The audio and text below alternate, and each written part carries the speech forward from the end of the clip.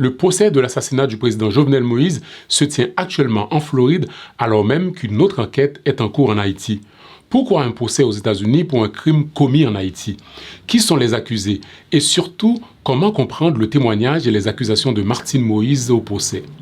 C'est une affaire extrêmement complexe, avec des zones d'ombre. Alors, si vous voulez tout comprendre à ce procès hors norme, installez-vous, je vais tout vous expliquer. Avant d'entrer dans le procès, voici un très bref rappel des faits au cas où vous n'avez rien suivi de cette affaire. Dans la nuit du 7 juillet 2021, vers 1h du matin, le président Jovenel Moïse est assassiné chez lui, dans sa résidence privée située à Pèlerin, sur les hauteurs de Port-au-Prince. Un groupe d'hommes armés fait irruption dans la maison. Ils portent des gilets de la DIA et annoncent une opération officielle pour tromper la sécurité. Le président est alors criblé de balles dans sa chambre. Sa femme, Martine Moïse, est aussi blessée, mais survit. Après l'attaque, les assaillants prennent la fuite, mais plusieurs mercenaires colombiens sont arrêtés et d'autres sont tués. Je pose ce cadre global ici, mais on va rentrer dans les détails au fur et à mesure de la vidéo. Tout d'abord, pourquoi ce procès est organisé aux États-Unis? C'est la première chose qui intrigue. Pourquoi juger l'assassinat d'un président haïtien en Floride? C'est parce que les États-Unis estiment que le complot d'assassinat du président haïtien a été organisé depuis la Floride et que certains suspects sont des résidents ou des citoyens américains. Ensuite, des entreprises américaines ont participé à la logistique et enfin, du matériel utilisé pour commettre le crime a été acheté sur le sol américain. Donc, juridiquement, c'est un crime transnational. Résultat, Haïti enquête sur les acteurs locaux. Les États-Unis jugent les accusés basés en Floride. En Haïti, 17 soldats colombiens et 3 responsables haïtiens sont inculpés. Aux États-Unis, plusieurs accusés ont déjà plaidé coupables et purgent leur peine à la prison à vie. Mais le problème, c'est qu'il n'y a quasiment aucune coopération judiciaire dans ce dossier entre les deux pays, ce qui crée un véritable imbroglio judiciaire. Si on prend par exemple le cas de Martine Moïse, la veuve du président. En Haïti, elle est inculpée dans la mort de son mari, tandis qu'aux États-Unis, elle comparaît en tant que témoin. Nous reviendrons en détail sur son cas. Qui sont les accusés jugés à Miami? 4 hommes sont actuellement jugés en Floride. Il s'agit de Arcangel Pretel Ortiz, 53 ans, ancien informateur du FBI colombien, résident permanent des États-Unis. Autre accusé, Antonio Entriago dit Tony, 62 ans, il est vénézuélien et américain. Il est propriétaire d'une entreprise de sécurité à Doral, en Floride. Il y a ensuite James Solage, 40 ans, haïtiano-américain. C'est aussi un personnage clé. Je vous expliquerai plus loin. Enfin, le 4e accusé s'appelle Walter Ventimilla, 57 ans, équatorien-américain accusé d'avoir aidé à financer le complot. Ces 4 hommes sont accusés d'avoir organisé un complot depuis la Floride pour kidnapper et tuer Jovenel Moïse. Il y a également un 5e accusé. Il s'agit de Christian Emmanuel Sanon. Il n'est pas présent au procès à cause de ses problèmes de santé. Selon l'accusation, c'est lui qui devait remplacer le président Jovenel Moïse à la tête du pays. Dans ce procès, il y a 2 versions sur ce qui se serait passé dans la chambre du président le 7 juillet. Pour les procureurs fédéraux américains qui représentent l'État de Floride, il s'agit d'un assassinat planifié de bout en bout. Selon eux, le complot a été organisé depuis la Floride. Petite précision pour ceux qui ne sont pas habitués au système judiciaire américain. Les procureurs, ce sont un peu l'équivalent du procureur de la République en France ou du commissaire du gouvernement en Haïti. Ce sont eux qui représentent l'État, qui portent l'accusation et qui décident des poursuites. Bon, vous avez compris. Donc, selon les procureurs américains, l'objectif des accusés a été de renverser Jovenel Moïse et installer un nouveau pouvoir pour ensuite profiter de contrats de sécurité très lucratifs en Haïti. En résumé, le plan consistait à recruter des mercenaires colombiens, plus de 20 hommes, les faire venir en Haïti sous de faux prétextes, monter une opération armée pour renverser le président, mais finalement le plan aurait évolué. Au départ, il s'agissait d'une arrestation, mais ils ont finalement décidé d'assassiner Jovenel Moïse. Pour leur accusation, les procureurs s'appuient sur plusieurs éléments, les aveux de certains accusés qui ont déjà plaidé coupables et purgent leur peine de prison à vie. Un autre élément clé de l'accusation est la présence de James Solage en Haïti au moment du meurtre. Solage servait de traducteur et représentait la CTU Security, une société de sécurité basée en Floride au cœur du complot selon les procureurs. C'est via cette société que les mercenaires ont été recrutés. Le dirigeant de cette société est l'un des accusés, Antonio Intriago Di Toni, le Vénézuélien américain mentionné plus haut. Selon le FBI, Solage aurait déclaré à plusieurs membres du commando que l'opération était une opération de la CIA et que la mission consistait à tuer le président Moïse. D'ailleurs, le 7 juillet 2021, quand les suspects portant des gilets pare-balles avec l'inscription DIA se sont rendus au domicile du président, escortés par la police haïtienne en plus, c'est Solage qui, avec un mégaphone, aurait annoncé qu'il s'agissait d'une opération de la DIA afin d'obtenir la coopération de l'équipe de sécurité présidentielle. Selon les enquêteurs, il aurait reconnu dès mi-juin 2021 qu'il savait que le plan était d'assassiner le président. Autre argument matériel de l'accusation, qui est un élément important du dossier, c'est que les balles qui ont tué Jovenel Moïse correspondraient aux armes des mercenaires colombiens. Selon les procureurs américains, les preuves balistiques relient directement les armes des mercenaires à l'assassinat du président. Mais il faut savoir que même si c'est un élément important, il ne s'agit pas encore d'une vérité judiciaire, parce que la défense conteste cette version. Elle affirme que Jovenel Moïse était déjà mort quand les Colombiens sont arrivés et que d'autres personnes avaient déjà tué le président. Ils auraient donc été piégés. Ce qui nous amène maintenant aux arguments de la défense, c'est-à-dire des 4 hommes accusés dans ce procès. Pour la défense, toute l'affaire repose sur une erreur fondamentale. Les accusés ne sont pas des assassins. Ils auraient été manipulés, trompés et piégés. Selon les avocats des accusés, ils participaient à une opération d'arrestation officielle. Ils pensaient agir avec l'accord du FBI et de certaines autorités haïtiennes. Ils s'appuient notamment sur un mandat d'arrêt contre le président qui aurait été signé par un juge haïtien. Pour eux, il s'agissait de destituer un président jugé illégitime, pas de le tuer. Donc, l'assassinat du président est une opération qui aurait dérapé à leur insu. Selon eux, le plan initial a été détourné. Ils affirment que quelqu'un d'autre a transformé l'opération en assassinat. Les avocats de la défense désignent donc un autre responsable. Il s'agirait de Joseph Félix Badio, ancien fonctionnaire haïtien du ministère de la Justice. Il est arrêté en 2023 après avoir été en fuite. Toujours selon la défense, c'est lui qui aurait coordonné le complot d'assassinat, utilisé les Colombiens comme couverture et transformé l'opération en assassinat. Les Colombiens ont-ils été piégés dans cette affaire? Selon les témoignages d'Edwin Blanquisset, l'un des mercenaires colombiens, le groupe aurait en réalité été piégé dès le départ, utilisé comme des boucs émissaires. Il raconte que lorsque les mercenaires colombiens approchaient de la résidence de Jovenel Moïse pour l'arrêter conformément à leur mission, ils se sont rendus compte que quelque chose ne colle pas. Ils entendaient déjà des coups de feu. Et surtout, ils voyaient 4 hommes fuir la maison.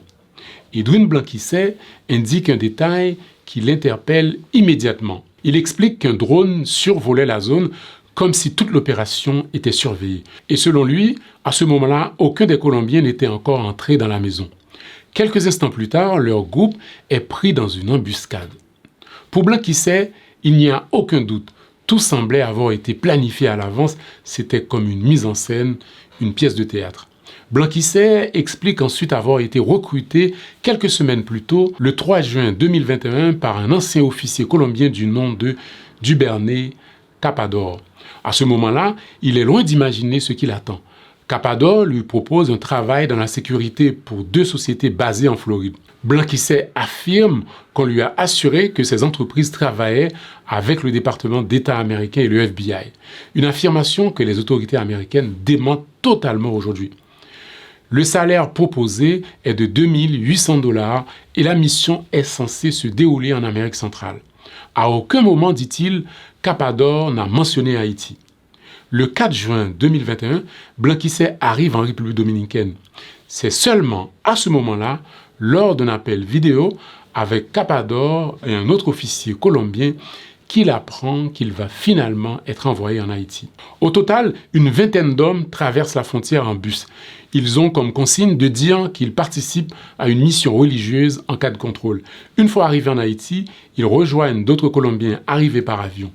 Le soir de l'assassinat, Blanquisset affirme qu'il fait partie des derniers à arriver sur les lieux. Le groupe est rassemblé dans une maison avec des policiers haïtiens censés les escorter. Mais là encore, un détail intrigue selon Blanquisset. Il n'y a pas assez d'armes pour tout le monde. Lui-même reste donc désarmé. Il insiste sur le fait que pendant 4 semaines en Haïti, il n'aurait jamais eu d'armes. Blanquisset poursuit que sur le chemin vers la résidence présidentielle, le convoi passe plusieurs points de contrôle. Et là encore, quelque chose le choque. Les policiers haïtiens serrent la main aux Colombiens. Pour Blanquisset, tout cela ne peut pas être un hasard. Il est convaincu que tout était organisé à l'avance, que leur rôle était simple, être présent et porter la responsabilité. La défense affirme donc que Jovenel Moïse était peut-être déjà mort quand les Colombiens sont arrivés. Ils ne seraient pas les assassins. Abordons à présent le témoignage de Martine Moïse. Ce témoignage est l'un des moments les plus importants du procès. Voici ce qu'elle raconte. Le 7 juillet 2021, elle est allée se coucher avec son mari aux environs de 10h p.m. 3 heures plus tard, elle est réveillée par des coups de feu. Pendant 45 minutes environ, les balles pleuvaient. Elle demande alors à son mari ce qui se passait. Le président répond comme s'il savait ce qui allait se passer. « Chérie, nous sommes morts. » Martine Moïse, qui s'inquiète pour ses enfants, qui se trouvent au rez-de-chaussée, est descendue en rampant afin d'éviter les balles perdues pour se rendre dans la chambre de ses enfants et s'assurer qu'ils sont en sécurité. Elle les a trouvés dans la chambre de leur fils et leur a demandé de se cacher dans une salle de bain sans fenêtre avec l'un des chiens de la famille. Elle est ensuite remontée dans sa chambre pour retrouver son mari. Selon Martine Moïse, celui-ci en a profité pour appeler au secours le chef de la sécurité présidentielle Dimitri Hérard, le directeur général de la police Léon Charles et un autre haut responsable de la sécurité du nom de Jean Laguelle Civil. Tous ne répondent pas. Entre-temps, un groupe d'hommes pénètre dans la chambre où elle se trouvait avec son mari. La chambre est criblée de balles. Elle et son mari s'allongent par terre pour se protéger. Martine Moïse dit avoir entendu des hommes parler en espagnol. Pendant que les assaillants fouillent la chambre, l'un d'entre eux tire sur le président, puis prend une photo. Martine Moïse dit qu'ils ont aussi tiré sur elle. Elle a reçu plusieurs balles. Mais elle a eu le temps d'apercevoir le visage défiguré de son mari, qui a reçu une douzaine de balles. Elle a levé le doigt pour qu'il sache qu'elle est encore vivante. Après qu'ils ont fini de tuer son mari, elle fait semblant d'être morte. Les assaillants l'ont traînée un peu plus loin du lit. L'un d'eux sort une lampe torche pour examiner son visage, observer ses paupières afin de s'assurer qu'elle soit bien morte.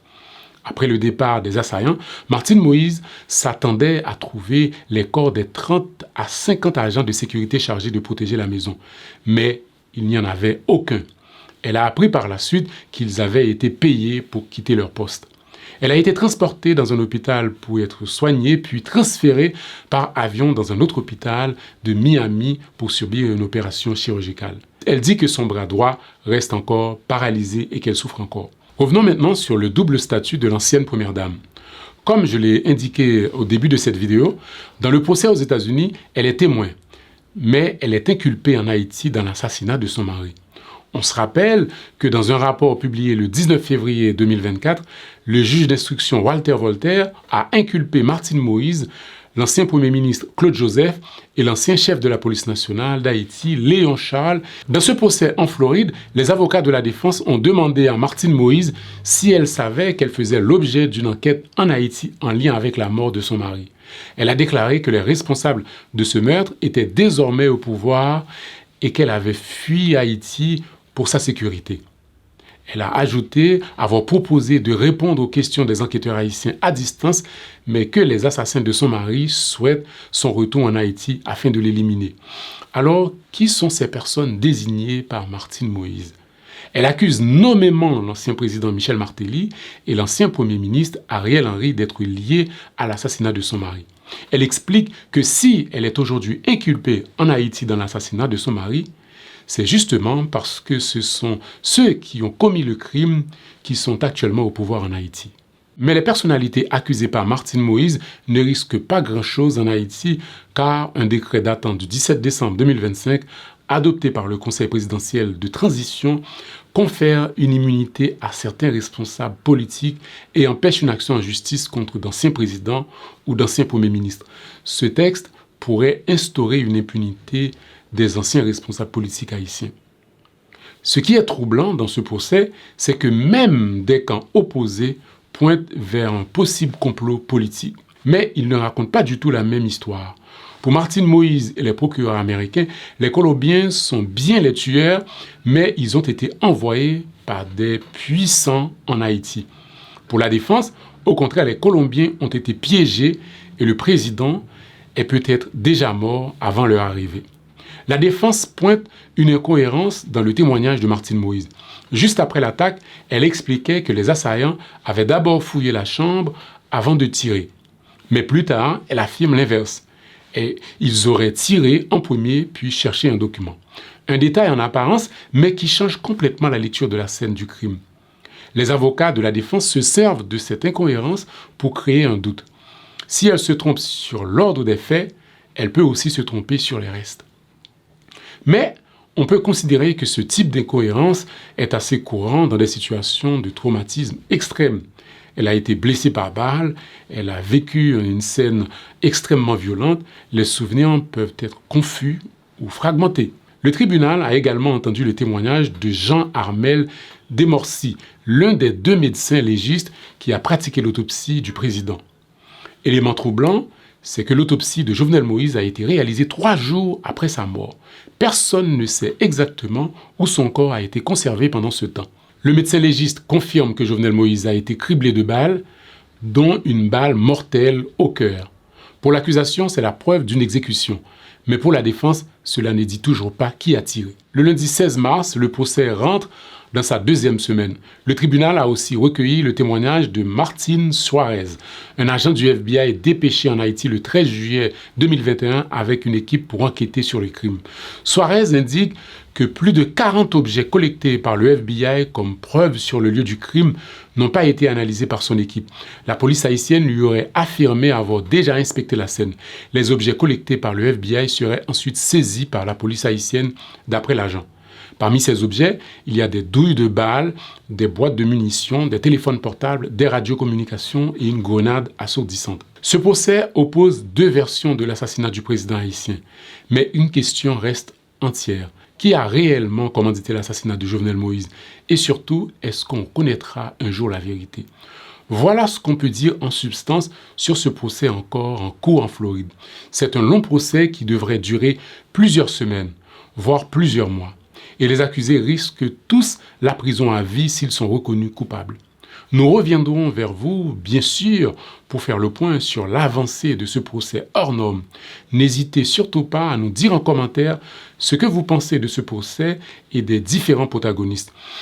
Et s'il y a un aspect de ce dossier que vous voulez qu'on aborde, dites-le nous en commentaire. Merci, au revoir.